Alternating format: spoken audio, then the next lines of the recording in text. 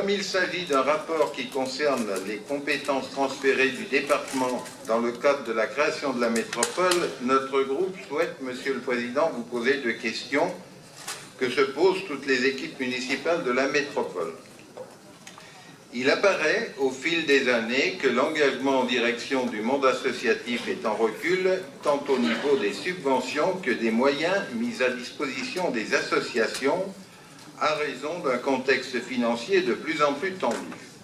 Certes, un travail est en cours pour redéfinir les critères d'attribution aux associations et rendre plus claires les demandes de subventions.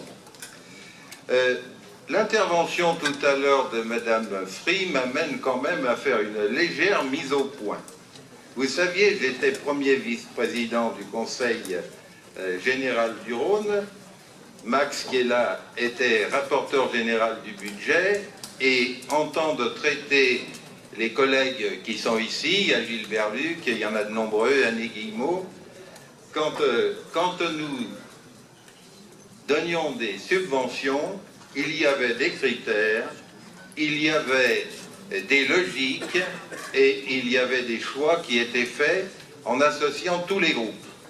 Donc aujourd'hui, je pense que traiter une autre collectivité d'avoir pratiqué du clientélisme est très discourtois et personnellement, j'aurais une explication avec votre collègue parce que ce n'est pas du tout comme cela que j'entends mener de l'action politique. Parce qu'au contraire, je pense qu'il y avait beaucoup plus de services, d'ailleurs je vous en parlerai un peu plus en avant, au Conseil général qu'il n'y a aujourd'hui à la métropole. Mais je suis le premier à vous le dire, il y a un contexte financier qui est plus tendu.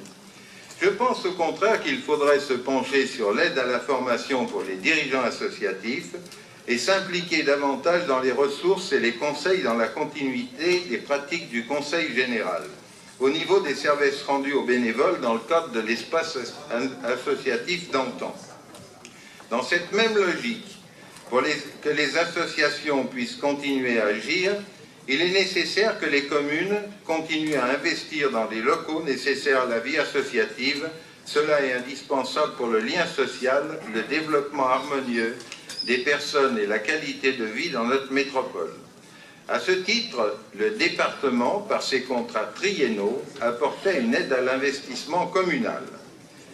Là aussi, les critères et les taux étaient définis en fonction des difficultés et charges cumulées par chaque commune. Il est sûr que nous aidions beaucoup plus Vaux-en-Velin, Vénissieux que des communes qui avaient des potentiels fiscaux plus élevés et des situations moins tendues. Maintenant, Monsieur le Président, c'est vous qui avez la lourde tâche et la responsabilité de définir les orientations de notre métropole. C'est pourquoi notre groupe vous pose ces deux questions. Pensez-vous être en mesure de définir dans un délai raisonnable les équipements dits d'intérêt d'agglomération, c'est quelque chose de complexe, du fait de pouvoir rationaliser la dépense publique et de partager bien entendu entre les communes et la métropole des frais d'investissement, et puis aussi, pensez-vous mettre en place une aide à l'investissement communal, notamment pour les communes à forte croissance démographique qui n'arriveront plus dans l'avenir à financer seuls les équipements publics nécessaires à ce développement métropolitain. Alors il ne s'agit pas de demander à la métropole de se substituer aux compétences communales, mais d'amener une aide. Je vous remercie, Monsieur le Président.